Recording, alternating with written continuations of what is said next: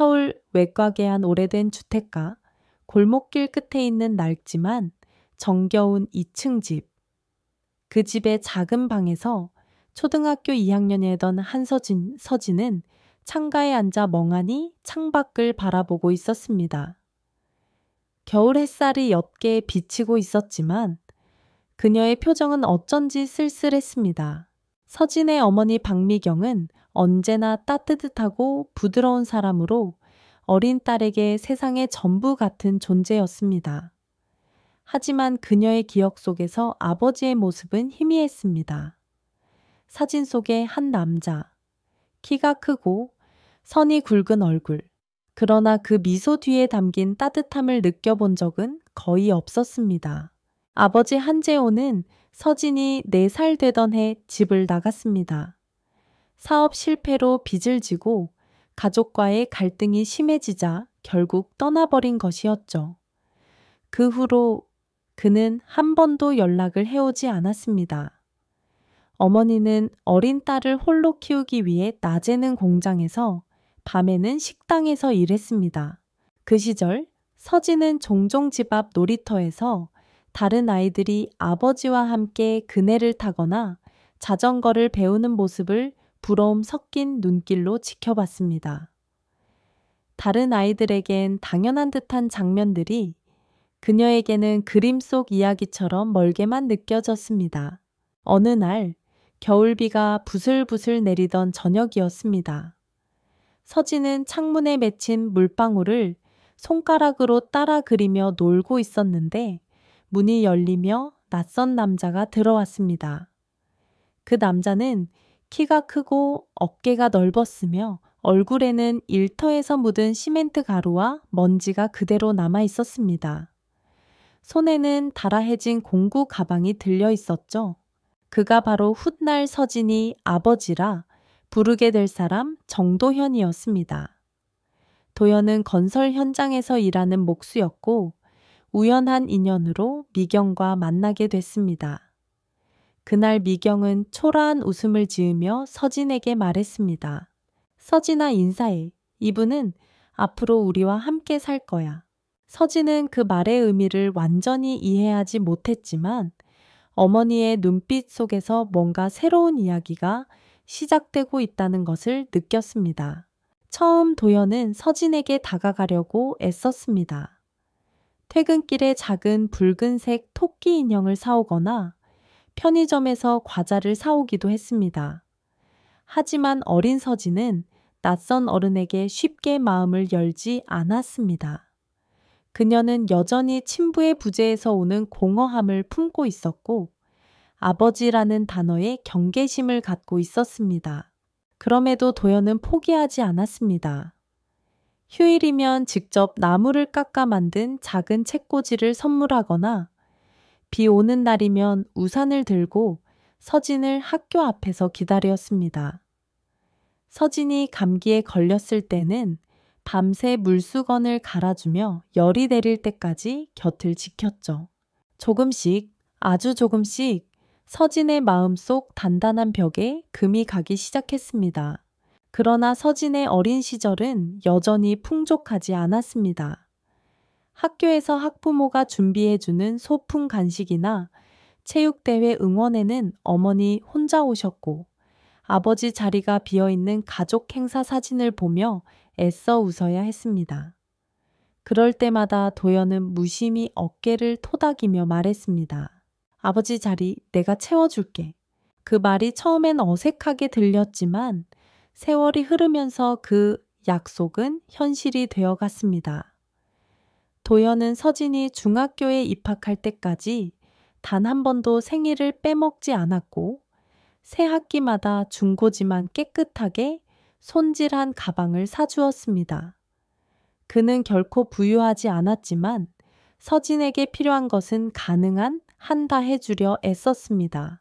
그렇게 서진의 어린 시절은 친부의 부재와 새 아버지의 헌신이 함께 엮여 있었습니다. 친구들에게는 아버지가 없는 아이로 불리기도 했지만 서진은 알았습니다. 피 한 방울 섞이지 않았어도 매일 함께 밥을 먹고 아플 때 약을 지어주고 학교 행사 때 먼 발걸음을 해주는 사람이야말로 진짜 가족이라는 것을, 그리고 이 믿음은 훗날 그녀가 성인이 되어 마주하게 될 커다란 선택과 결심의 씨앗이 되었습니다. 세월은 빠르게 흘러 한서진은 어느새 키가 훌쩍 커 있었습니다. 중학교에 입학한 날, 정갈하게 다린 교복을 입고 현관 앞에 서 있는 그녀를 보며 정도현은 유난히 뿌듯한 표정을 지었습니다. 그의 손에는 전날 밤 늦게까지 손질한 낡은 자전거가 있었죠. 이거 네가 타고 다니면 학교까지 금방 갈 거야. 서진은 말없이 자전거 안장을 매만지다 고개를 숙이며 작은 목소리로 말했습니다. 고마워요, 아바. 그 한마디에 도연은 한동안 대답을 하지 못했습니다. 그날 이후 서진의 마음속 경계선은 거의 사라졌습니다. 도연은 비록 고등교육을 받지 못했지만 배움의 가치를 누구보다 잘 알았습니다. 그래서 서진이 공부할 수 있는 환경을 만들기 위해 비가 오나 눈이 오나 현장에서 묵묵히 일했습니다. 겨울엔 손끝이 갈라지고 여름엔 햇볕에 피부가 벌겋게 타올라도 불평 한마디 없었습니다. 서진은 그런 아버지의 모습을 보며 자랐습니다. 그녀는 성적을 유지하려고 밤늦게까지 공부했고 시험에서 좋은 점수를 받으면 가장 먼저 보여주고 싶은 사람이 바로 아버지였습니다. 고등학교 2학년이 되던 해 서진은 의사의 꿈을 품게 됐습니다. 그 계기는 단순했지만 강렬했습니다. 어느 날 도연이 현장에서 떨어진 철근에 맞아 손목이 크게 다쳤는데 응급실 의사가 침착하게 치료하는 모습을 본 순간 서진은 결심했습니다. 나도 저렇게 누군가의 생명을 지키는 사람이 되고 싶어. 그 말을 들은 도연은 잠시 말이 없더니 묵직한 목소리로 대답했습니다. 그 꿈 쉽진 않겠지만 내가 끝까지 밀어줄게. 그의 눈빛에는 확고한 결심이 담겨 있었습니다. 그 후 몇 년 동안 도연은 더 많은 일을 맡아가며 돈을 모았습니다. 다른 사람들은 힘들다고 꺼리는 공사도 마다하지 않았고 주말에도 쉬지 않았습니다. 서진은 그가 점점 더 마르고 손마디가 굵어지는 것을 보며 마음이 아팠습니다. 그럼에도 도연은 늘 웃으며 말했습니다. 이건 다 투자야. 너라는 보물에 하는 투자. 그 한마디에 서진은 더욱 이를 악물고 공부했습니다. 마침내 고등학교를 졸업하고 서울의 의과대학에 합격했을 때 도연은 눈가를 훔치며 말했습니다. 미경이 네 엄마가 살아있었다면 얼마나 기뻐했을까. 그 순간 서진은 처음으로 어머니의 빈자리를 함께 울 수 있는 진짜 가족이 곁에 있다는 것을 깨달았습니다. 대학 시절 서진은 학업과 아르바이트를 병행했지만 생활비와 학비의 절반 이상은 여전히 도연이 마련해 주었습니다.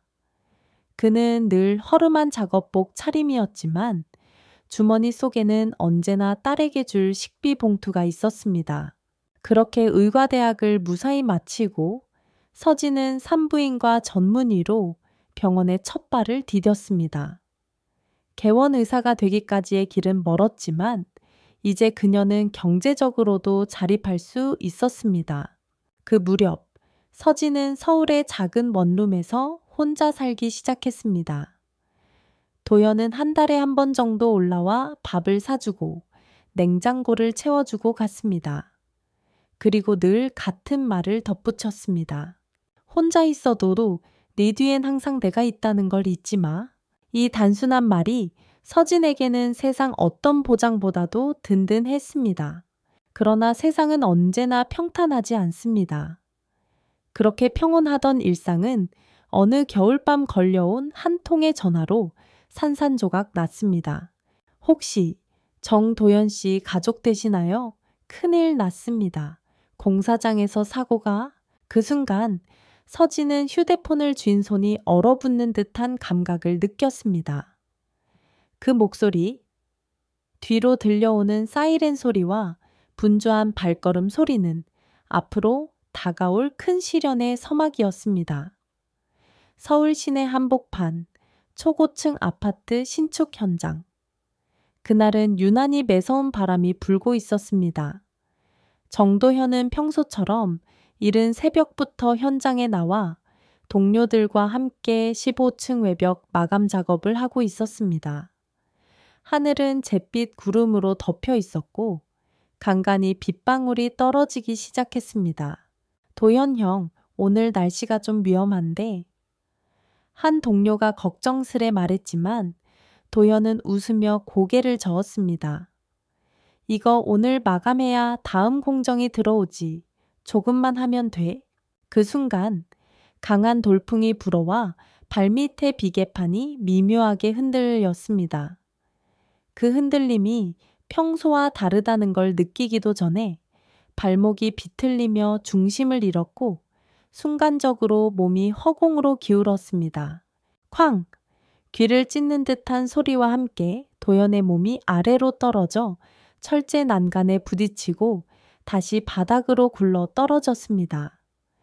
동료들의 비명, 분주히 뛰어오는 발걸음, 누군가의 다급한 외침이 뒤섞였습니다. 일정뮤, 불러, 빨리. 숨은 쉬고 있어. 피 많이 난다. 그의 하반신은 미묘하게 굽혀져 있었고 다리를 전혀 움직이지 못했습니다. 얼굴은 창백했고 숨소리는 거칠었습니다. 그 시각 병원에서 진료를 마친 한서진은 잠시 카페에 들러 따뜻한 커피를 마시려던 참이었습니다. 그때 모르는 번호로 저머리역 전화가 걸려왔습니다. 네, 제가 가족인데요. 큰일 났습니다. 정도연 씨가 작업 중 추락하셨습니다. 지금 텀병원 응급실로 이송 중이에요. 순간 서진의 귀에서는 전화기 너머의 목소리가 멀어져 갔습니다. 눈앞이 뿌옇게 흐려지고 커피잔을 쥔 손이 떨렸습니다. 아, 아버지가? 그녀는 의자에서 벌떡 일어나 그대로 가방을 움켜쥐고 뛰쳐나갔습니다. 택시를 타고 병원에 도착했을 때 이미 응급실 앞은 분주했습니다. 구급대원들이 들것에 실린 도연을 밀고 들어오고 있었는데 그의 얼굴은 핏기가 사라진 채 고통으로 일그러져 있었습니다. 아빠! 서진이 달려가려 하자 구급대원이 손을 막았습니다. 가족분이시죠? 지금 안으로 들어가야 해서 잠시만 기다려 주세요. 그녀는 입술을 꽉 깨물고 고개를 끄덕였지만 손끝은 차갑게 얼어 있었습니다. 몇 분 뒤 담당 의사가 나왔습니다. 환자분은 추락으로 인해 척추에 심한 손상을 입었습니다. 즉시 MRI 촬영 후 수술 여부를 결정해야 합니다. 서진의 심장이 쿵 내려앉았습니다. 수술 안 하면 어떻게 되죠? 영구 하반신 마비 가능성이 큽니다. 심하면 장기 기능에도 문제가 생길 수 있습니다. 순간 그녀의 머릿속에는 수많은 기억들이 스쳐갔습니다. 비 오는 날 학교 앞에서 우산을 들고 서 있던 아버지, 시험에서 좋은 점수를 받았을 때 함께 웃던 모습, 자신을 위해 새벽부터 일터로 향하던 뒷모습. 하지만 아직 더 충격적인 말이 이어졌습니다. 그리고 환자분의 친척이라고 하시는 분들이 방금 오셨는데 수술은 무리라고 하십니다. 그냥 집에 모시고 가시겠다고. 서진의 눈이 커졌습니다. 뭐라고요? 왜 그런 결정을? 아마 보상금 문제인 것 같습니다. 의사는 난처한 표정으로 말을 마쳤습니다. 순간 서진의 눈에 분노가 번쩍였습니다. 그녀는 곧장 응급실 문을 열고 들어갔습니다. 안에는 몇 명의 중년 남녀가 서 있었는데 그들의 표정은 애도나 걱정보다는 계산이 먼저 깔려 있었습니다. 서진아, 괜히 수술해서 돈만 쓰지 말고 그냥 편하게 모시자. 그래, 어차피 평생 못 걷는데 뭘. 그 말이 끝나기도 전에 서진은 단호하게 외쳤습니다. 그분은 제 아버지입니다. 수술은 제가 책임질 거예요. 그 순간 모두가 잠시 말을 잃었습니다. 서진의 목소리에는 단 한 톨의 망설임도 없었기 때문입니다. 그리고 그 자리에서 한 남자가 조용히 서진 옆에 다가섰습니다. 그는 키가 크고 단단한 어깨를 가진 청년이었으며 눈빛 속에는 깊은 결심이 담겨 있었습니다. 나도 도와줄게. 그가 바로 정빈, 도연의 친아들이자 서진의 이복 오빠였습니다. 서진은 순간 놀랐지만 그의 목소리에서 진심을 느낄 수 있었습니다. 우리 아버지를 살리자. 그 짧은 한마디는 앞으로 이어질 모든 싸움의 시작이었습니다. 응급실 한쪽, 서진과 정빈은 의사와 마주 앉아 있었습니다. 환자분은 골절 부위가 척수신경을 압박하고 있습니다. 최대한 빨리 수술해야 합니다. 지체되면 회복 가능성이 급격히 낮아집니다. 의사의 목소리는 단호했지만 그 뒤로 들려오는 친척들의 수군거림이 거슬렸습니다. 쓸데없이 돈만 쓰는 거야. 수술비가 얼마인데 그 돈이면 집이라도 한 채 사겠다. 서진은 차갑게 뒤돌아보며 말했습니다. 그 돈으로 집을 사는 것보다 아버지가 걸을 수 있게 하는 게 더 값집니다. 정빈도 한 발 앞으로 나서며 목소리를 낮췄지만 날카롭게 덧붙였습니다. 돈 걱정은 저희가 할 테니 더 이상 간섭하지 마세요. 결국 친척들은 씁쓸한 표정을 지으며 물러났습니다. 그들의 시선에는 노골적인 불만이 담겨 있었지만 서진과 정빈은 아랑곳하지 않았습니다. 서진은 곧바로 병원 원무과로 향했습니다. 수술비는 제가 전액 결제하겠습니다. 필요한 서류 다 주세요. 그때 정빈이 지갑에서 두툼한 현금 봉투를 꺼냈습니다. 이건 제가 모아둔 겁니다. 아버지 수술에 보태주세요. 서진은 순간 말이 막혔습니다. 빈 오빠, 이 돈 모으느라 힘들었을 텐데 아버지가 걸을 수 있다면 그게 전부 값진 거죠. 그날 저녁 수술은 곧바로 진행되었습니다. 수술실 문이 닫히는 순간 서진은 마치 자신의 심장이 안으로 들어간 것처럼 답답함을 느꼈습니다. 복도 의자에 앉아 두 손을 꼭 모은 채 눈을 감고 기도하듯 중걸거렸습니다. 아버지 제발 다시 일어나 주세요. 정빈은 옆에서 묵묵히 서진을 지켰습니다. 그의 손에도 힘이 잔뜩 들어가 있었지만 표정은 끝까지 침착함을 유지하려 애쓰고 있었습니다. 수술은 예상보다 오래 걸렸습니다. 3시간이 지나고 4시간이 지나자 서진의 다리는 감각이 없어질 정도로 굳어버렸습니다. 그러나 5시간째가 되었을 때 수술실 문이 열렸습니다. 집도이가 마스크를 벗으며 말했습니다. 수술은 성공적입니다. 신경 압박을 풀었으니 재활을 하면 회복 가능성이 있습니다. 그 순간 서진의 눈가가 붉어졌습니다. 정빈도 긴 숨을 내쉬며 안도의 미소를 지었습니다. 중환자실 유리창 너머로 본 도연의 모습은 여전히 힘겨워 보였습니다. 얼굴은 창백했고 산소 마스크를 쓴 채 깊이 잠들어 있었지만 심장 박동기는 규칙적인 리듬을 표시하고 있었습니다. 이제부터가 진짜 시작이야. 정빈의 목소리에 서지는 고개를 끄덕였습니다. 다음 날 도연이 잠시 의식을 되찾았을 때 서진은 그의 손을 꼭 잡았습니다. 아빠, 수술 잘 끝났어요. 조금만 힘내시면 다시 걸을 수 있어요. 도연은 힘겹게 미소를 지으며 입술을 떨었습니다. 괜한 돈 쓰게 해서 미안하다. 그런 말 하지 마세요. 저와 오빠는 아빠가 살아계신 것만으로도 감사해요. 그 대답에 도연의 눈가가 젖었습니다. 수술 이후 병원 측은 최소 6개월간의 집중 재활 치료를 권했습니다. 서진은 곧바로 병가를 내고 아버지 곁에 남기로 결심했습니다. 정빈 역시 직장에서 휴직을 받아 교대로 아버지를 돌보겠다고 나섰습니다. 그들의 이런 선택은 친척들에게 또다시 불만을 샀지만 이번에는 누구도 입을 크게 열지 못했습니다. 수술비와 치료비를 두 남매가 전부 부담한다는 사실이 알려졌기 때문입니다. 재활 준비가 시작되던 어느 날 밤, 서진은 병원 복도에서 정빈과 마주 앉았습니다.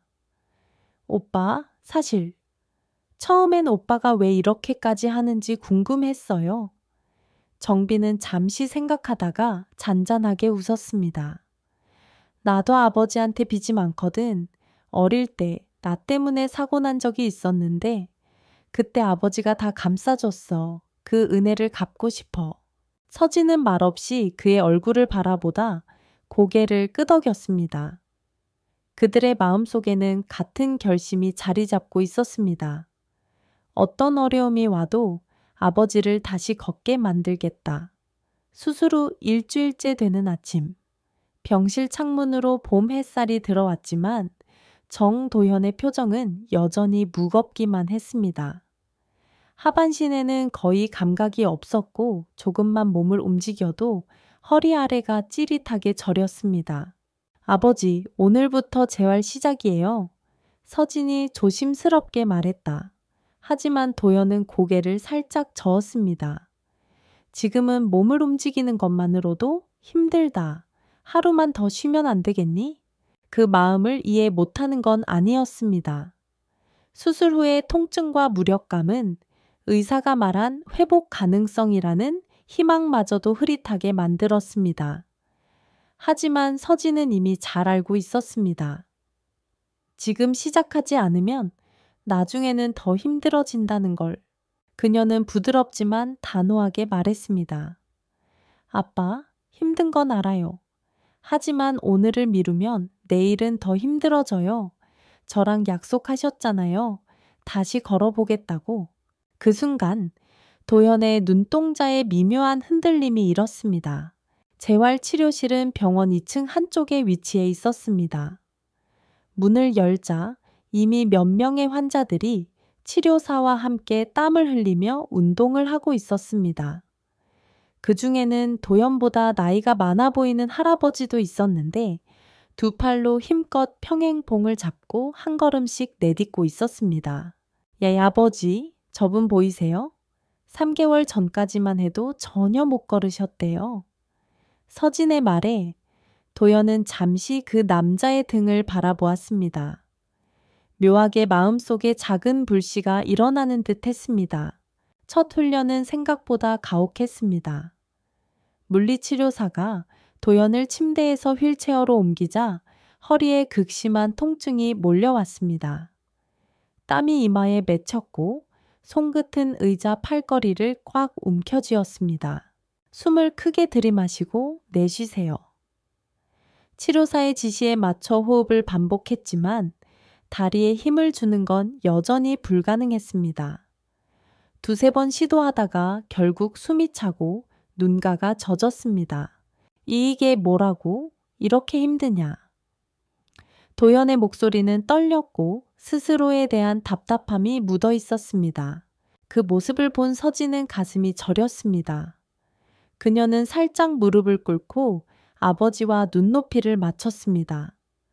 아빠, 지금 한 발짝 못 내디뎠다고 해서 실패한 게 아니에요. 오늘은 몸이 놀란 거예요. 내일은 더 나아질 거예요.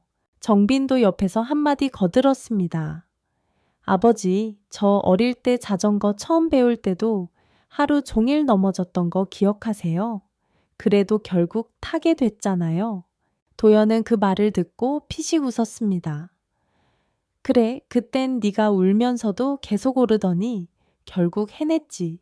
그날 오후 두 번째 훈련이 시작됐습니다. 이번에는 평행봉을 잡고 상체로 몸을 지탱하며 무릎을 살짝 펴는 연습이었습니다. 다리에 힘이 전혀 가지 않았지만 두 팔로 버티며 서 있는 것만으로도 진전이었습니다. 좋아요, 도연 씨. 10초만 버텨볼까요? 치료사의 목소리에 서진과 정빈도 옆에서 숫자를 세기 시작했습니다. 하나, 둘, 셋. 어헙, 여.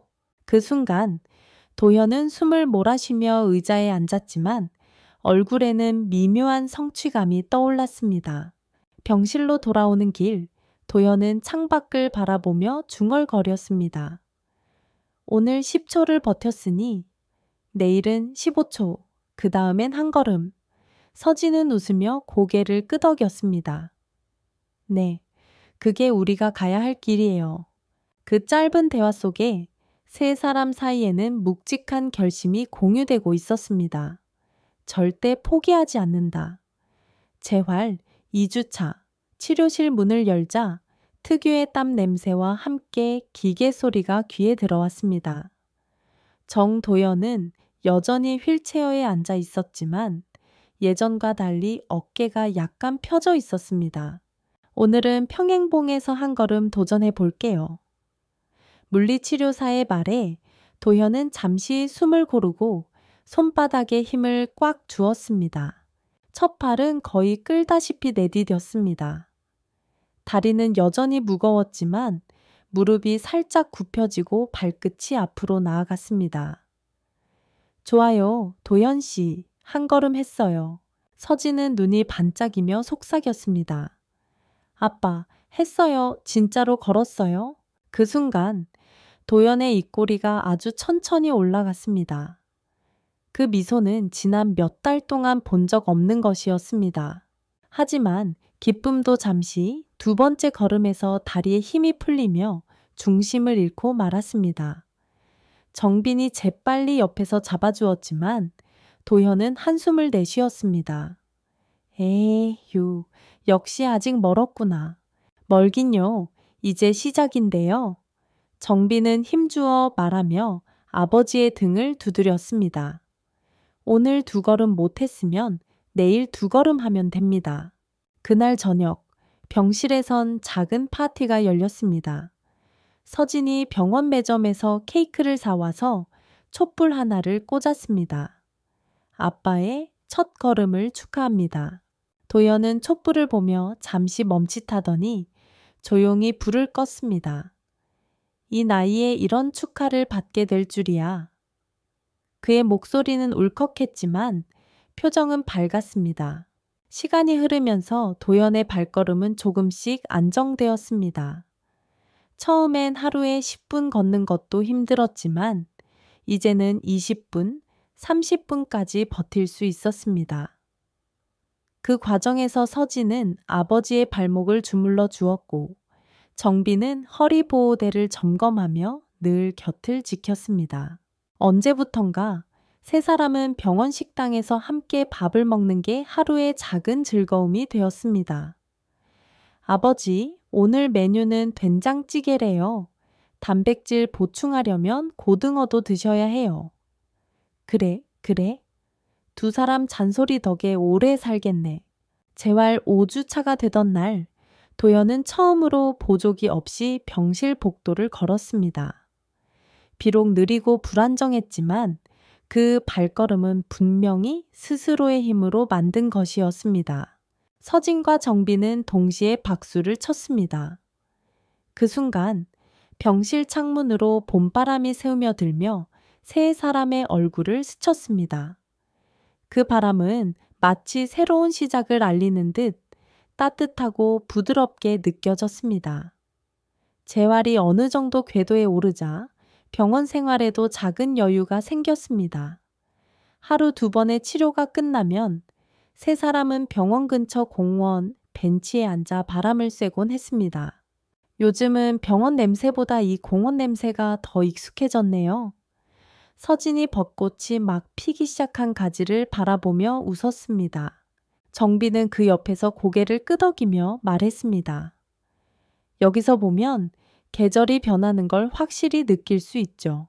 아버지도 빨리 걸어서 이 길을 같이 걸었으면 좋겠습니다. 그날 저녁, 서진은 병원 식당에서 국을 퍼다가 실수로 국물을 흘렸습니다. 아, 젖었네. 그 순간 정빈이 재빨리 휴지를 꺼내 그녀의 손등을 닦아 주었습니다. 다치면 안 돼요. 당신은 아버지한테 없어선 안 될 사람이니까 짧은 말이었지만 서진의 가슴이 이상하게 두근거렸습니다.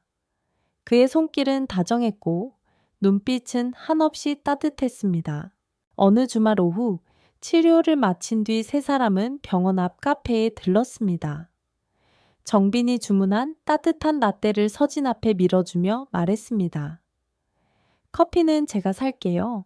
아버지 간호하느라 고생 많잖아요. 서진은 미소를 지었지만 한편으로는 그 말 속에 담긴 깊은 배려가 마음을 흔들었습니다. 그동안 누군가에게 이렇게 지속적으로 챙김을 받은 기억이 오래전부터 희미해져 있었기 때문입니다.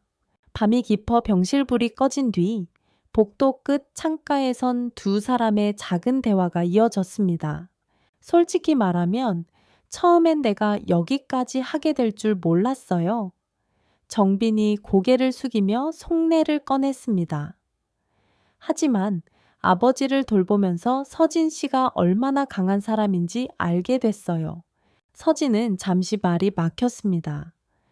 그 말은 칭찬이었지만 어쩐지 더 깊은 울림이 있었습니다. 그 순간 두 사람의 시선이 잠시 마주쳤습니다. 병원 복도 창문 너머로는 달빛이 부드럽게 스며들고 있었고 그 빛 속에서 서로의 표정이 선명하게 보였습니다. 말로 하지 않아도 느껴지는 무언가가 있었습니다. 단순히 아버지를 위해 힘을 모으는 동지 이상의 감정이 조심스럽게 싹트고 있었습니다. 초여름이 다가오던 어느 날 병원 로비에서 작은 소동이 벌어졌습니다. 정도현을 보러 먼 친척 한 명이 갑작스럽게 찾아온 것입니다. 그는 도연의 상태를 한참 살피더니 서진과 정빈을 번갈아 보며 미묘한 표정을 지었습니다. 둘이 요즘 많이 붙어 다니네. 그 말투에는 장난 반, 의심 반이 섞여 있었습니다. 서진은 당황해 웃으며 아버지 재활 때문에요 라고 대답했지만 그 친척의 눈빛은 여전히 묘하게 머물렀습니다. 그날 저녁 병실 밖 복도에서 서진이 작은 한숨을 내쉬었습니다. 괜히 이상하게 생각하면 어쩌죠? 정빈은 그녀를 바라보다가 단호히 말했습니다. 우리가 부끄러운 일을 하는 것도 아니고 아버지 위에 같이 있는 건데 신경 쓰지 마요. 하지만 서진의 마음 한구석에는 불안이 남았습니다. 세상은 언제나 진실보다 소문을 빨리 믿는 법이니까요. 며칠 후 또 다른 일이 벌어졌습니다. 정빈이 서진을 대신해 아버지의 재활에 동행하던 날 병원 근처에서 마주친 도연의 지인 두 명이 멀리서 두 사람을 바라보았습니다. 그들의 표정과 은근한 수군거림이 서진의 귀에까지 들려왔습니다. 저 사람 동생이잖아? 그러게, 근데 왜 저렇게 친해 보이지? 서진은 순간 발걸음을 멈추고 싶었지만 정빈이 조용히 팔꿈치를 건드리며 속삭였습니다. 가요. 신경 쓰면 질 거예요. 그날 밤 서진은 병실에서 아버지가 잠든 걸 확인하고 혼자 복도에 나왔습니다. 창밖에는 여름 비가 조용히 내리고 있었고 그 빗소리는 마치 마음속 불안을 더 크게 울리는 듯 했습니다. 그때 정빈이 우산을 들고 다가왔습니다. 잠깐 산책할래요. 비 냄새 좋잖아요. 서진은 잠시 망설이다가 고개를 끄덕였습니다. 그들의 발걸음은 병원 앞 작은 정원으로 향했고 빗방울 사이로 서로의 목소리가 더 선명하게 들렸습니다. 사람들이 뭐라고 하든 난 아버지도 그리고 서진 씨도 지킬 거예요. 정빈의 목소리는 낮지만 단호했습니다. 그 말에 서진은 가슴 깊숙이 무언가가 파고드는 걸 느꼈습니다. 비가 흠뻑 내리는 여름밤, 두 사람 사이의 거리는 눈에 보이지 않게 그러나 확실히 좁혀지고 있었습니다. 여름 장마가 끝나갈 무렵 정도연의 재활은 눈에 띄게 향상되었습니다. 이제 병원 복도는 물론 근처 공원까지 천천히 걸을 수 있게 된 것입니다. 그날 세 사람은 함께 공원 벤치에 앉아 시원한 바람을 맞았습니다. 예봐, 이렇게 걸으니까 정말 좋죠? 서진의 웃음소리에 도연은 고개를 끄덕이며 대답했습니다. 응, 너희 덕분에 다시 세상을 걸을 수 있게 됐다. 그 말이 끝나자 도연은 잠시 두 사람을 번갈아 바라봤습니다. 그 눈빛에는 고마움과 함께 무언가 묘한 이해심이 담겨 있었습니다. 며칠 후 정빈은 서진을 불렀습니다. 저녁 먹고 나서 잠깐만 병원 옥상에 올라갈래요? 옥상은 생각보다 조용했고 멀리서는 도심의 불빛이 반짝였습니다. 서진이 난간에 기대자 정빈이 조심스럽게 말을 꺼냈습니다. 서진 씨, 우리 아버지 덕분에 만났지만 이제는 그 이상이 된 것 같아요. 그 순간 서진의 심장이 크게 뛰었습니다. 그녀는 애써 웃으며 대답을 피하려 했지만 눈빛은 이미 답을 말하고 있었습니다. 나 처음엔 아버지를 돕는 동료라고만 생각했어요. 정빈의 목소리가 낮게 울렸습니다. 그런데 시간이 지날수록 서진 씨가 없으면 하루가 불안해졌어요. 서진은 잠시 침묵하다가 마침내 입을 열었습니다. 나도 그래요. 하지만 우리가 이런 마음을 가지면 안 되는 거 아닌가요? 정빈은 단호하게 고개를 저었습니다. 피 한 방울 안 섞였잖아요. 그리고 이건 사랑이에요. 죄가 아니에요. 그 말에 서진은 더 이상 눈물을 참지 못했습니다. 그동안의 불안과 혼란이 눈물로 흘러내렸지만 동시에 마음 한구석이 편안해지는 걸 느꼈습니다. 정빈은 천천히 그녀의 손을 잡았습니다. 앞으로 무슨 일이 있더라도 난 서진 씨 편이에요. 그 순간 멀리서 불꽃놀이가 터졌습니다. 빛과 소리가 뒤섞인 여름밤, 두 사람은 마침내 서로의 감정을 인정했습니다. 옥상에서의 대화를 나눈 다음 날, 서진은 하루 종일 마음이 복잡했습니다. 병실에 들어서자 정도연은 창가에 앉아 햇살을 받고 있었습니다. 오늘은 기분이 좋아 보이네요. 서진의 말에 도연은 잔잔히 웃었습니다. 어제보다 한 발 더 걸었거든. 그 웃음을 보며 서진은 다시금 결심이 굳어졌습니다. 아버지를 지키는 일, 그리고 정빈과 함께하는 길, 그 두 가지 모두 포기할 수 없다는 생각이 명확해졌습니다. 저녁 무렵 정빈이 조심스럽게 물었습니다. 혹시 어제 한 말 후회해요? 서진은 고개를 저었습니다. 아니요, 오히려 마음이 편해졌어요. 그녀는 잠시 숨을 고르더니 말을 이었습니다. 우리가 어떤 길을 가든 주변에서 뭐라고 하든 그냥 함께 걸어요. 정빈의 눈빛이 순간 밝아졌습니다. 그럼 약속해요. 절대 혼자 두지 않겠다고. 그날 밤 두 사람은 병실 옆 작은 공원에 나가서 나란히 앉았습니다. 별빛이 희미하게 내려앉은 벤치에서 서진이 먼저 손을 내밀었습니다. 정빈은 그 손을 꼭 잡으며 말했습니다. 이 손 절대 놓지 않을 겁니다. 서진은 고개를 끄덕이며 속삭였습니다.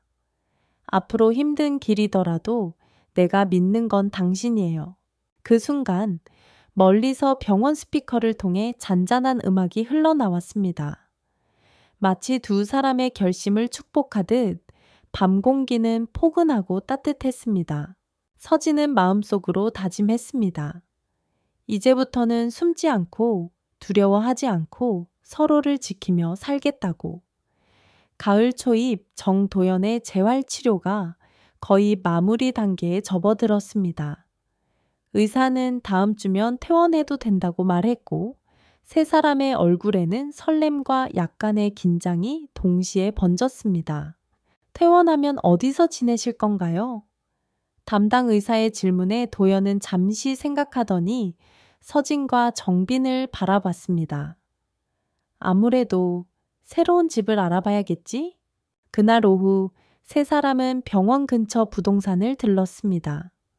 정빈은 작은 노트북으로 매물을 확인했고 서진은 집 구조와 채광을 꼼꼼히 살폈습니다.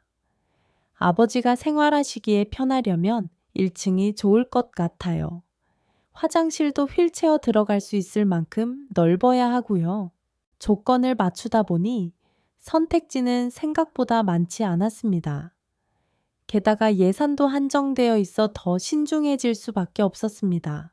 며칠 동안 여러 집을 보러 다니면서 세 사람은 점점 지쳐갔습니다. 어떤 집은 구조가 좋지만 너무 비쌌고, 어떤 집은 예산에 맞지만 환경이 마음에 들지 않았습니다. 그 와중에 서진은 부동산 창가에 붙은 한 매물을 발견했습니다.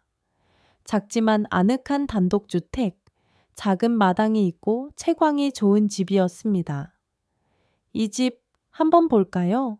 집을 직접 보러 간 순간 도현의 얼굴이 환해졌습니다. 햇살이 참 좋네. 그리고 마당에서 꽃도 심을 수 있겠다. 정빈도 고개를 끄덕이며 미소 지었습니다. 아버지가 좋아하시면 저도 좋습니다. 하지만 계약을 앞두고 계산기를 두드려 보니 예산이 조금 부족했습니다. 정빈은 잠시 고민하다가 결심한 듯 말했습니다. 부족한 건 제가 채울게요. 이 집이면 아버지도 우리도 편하게 살 수 있을 것 같아요. 그날 저녁 세 사람은 새 집 사진을 보며 늦게까지 이야기를 나눴습니다. 마치 이미 그곳에서의 생활이 시작된 듯 웃음과 설렘이 가득했습니다. 이사 당일 아침 하늘은 청명했고 공기에는 가을 냄새가 묻어 있었습니다. 작은 트럭에 짐을 싣고 세 사람은 새 보금자리로 향했습니다. 집 앞에 도착하자 도연은 마당부터 둘러보았습니다. 햇볕이 참 잘 드네. 이 자리에 의자 하나 놓고 앉아 있으면 하루가 금방 가겠다. 서진은 웃으며 대답했습니다. 그럼 제가 차랑 간식 준비해 드릴게요.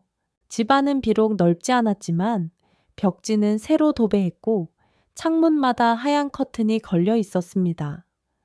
정비는 짐을 옮기느라 땀을 흘렸지만 표정만큼은 환했습니다. 아버지 방은 이쪽이에요. 화장실이 바로 옆이라 편하실 거예요.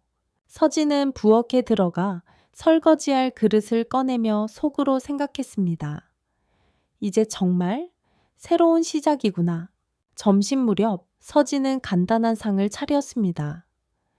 된장찌개, 김치, 그리고 고등어구이. 도현은 젓가락을 들며 말했습니다. 이 집에서 먹는 첫 끼니라 그런지 평생 먹은 밥 중에 제일 맛있다. 그 말에 서진과 정빈은 동시에 웃음을 터뜨렸습니다. 오후에는 세 사람이 함께 마당에 나가 꽃씨를 심었습니다. 도연은 흙을 만지며 오랜만에 얼굴에 생기가 돌았습니다. 봄이 되면 여기 꽃이 가득 피겠지. 정빈이 고개를 끄덕였습니다. 그때까지 우리 셋 무사히 잘 지냅시다. 해가 저물 무렵 거실 창으로 주황빛 노을이 스며들었습니다.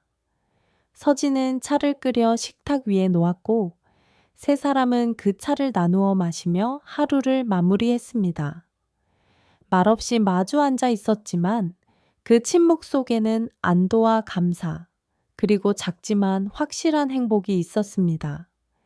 이사 온 지 한 달, 집은 이미 세 사람의 온기로 가득 차 있었습니다.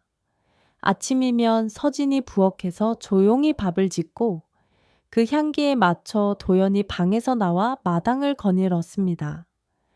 정빈은 출근 전 아버지의 아침 운동을 돕고 간단한 스트레칭까지 챙겨주곤 했습니다.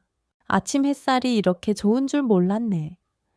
도연이 마당 의자에 앉아 커피를 마시며 말하자 서진이 웃었습니다. 도심에 있을 때는 이런 여유를 느끼기 힘들었죠.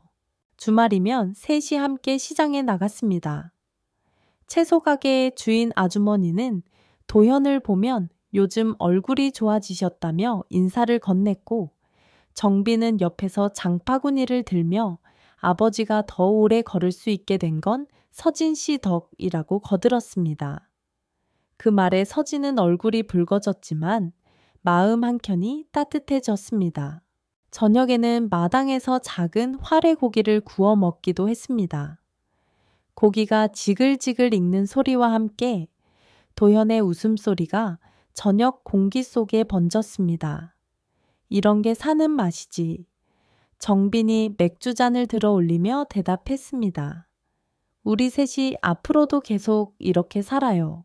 서진은 때때로 병원에서 보냈던 불안한 나날이 떠오르곤 했습니다. 하지만 지금 이곳에서의 매일은 그 불안을 조금씩 지워주었습니다. 아침 햇살, 저녁 노을, 마당에 피기 시작한 꽃들. 그 모든 것이 그녀에게 이 선택이 옳았다는 확신을 주었습니다. 늦가을 마당의 국화가 만개하던 날이었습니다. 노란 꽃집 사이로 바람이 스치고 따뜻한 햇살이 세 사람을 감싸고 있었습니다. 서진은 꽃병에 국화를 꽂아 거실에 두며 말했습니다. 내년 봄에는 더 많은 꽃을 심어봐요. 장미도 좋고 수국도 예쁠 것 같아요. 도현은 미소를 지으며 고개를 끄덕였습니다. 그래, 봄이 되면 우리 마당이 꽃밭이 되겠구나. 그날 저녁 식탁 위에는 잡곡밥과 가을 전어구이가 올랐습니다. 식사를 마친 후 정빈이 진지한 표정으로 말을 꺼냈습니다. 아버지, 서진 씨, 앞으로 우리 셋이 함께 목표를 세우면 어떨까요? 도연이 고개를 갸웃하자 정빈은 설명을 이어갔습니다. 첫 번째는 아버지 건강. 매일 운동하고 정기검진 빠지지 않기. 두 번째는 서진 씨가 하고 싶은 일. 병원에서 다시 일할 수도 있고 다른 길을 찾아도 돼요. 그리고 마지막은 우리 셋이 매년 여행 가는 거예요. 서진은 순간 놀란 듯 웃음을 터뜨렸습니다. 여행이요? 정빈은 장난기 있는 미소로 대답했습니다. 네, 첫 여행지는 봄 벚꽃이 흐드러진 경주 어때요? 도연은 젓가락을 내려놓고 천천히 말했습니다. 좋다. 나도 오랜만에 봄 여행이 하고 싶구나. 근데 약속 하나 더 하자. 무슨 일이 있어도 서로를 원망하지 말기. 그 말에 두 사람은 동시에 고개를 끄덕였습니다.